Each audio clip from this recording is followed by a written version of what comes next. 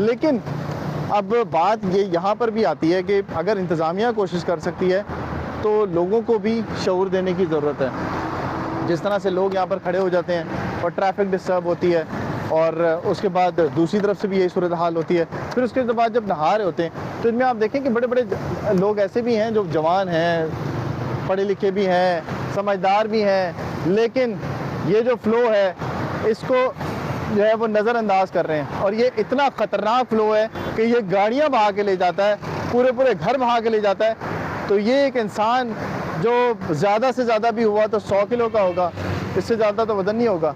तो हज़ारों किलो जब लेके जा सकता है ये पानी बहा के, तो फिर आप अंदाज़ा लगाएं पूरी पूरी गाड़ियाँ जब लेके जा सकता है। गाड़ियों में लोग होते हैं, आपने वाक़या सुना होगा कि एक साहब और उनकी बेटी जो है वो एक पानी के बहाव के साथ ही गए और उसके बाद इस नाले के अंदर गायब हुए, और उसके बाद उनका अभी तक कोई पता नहीं चला।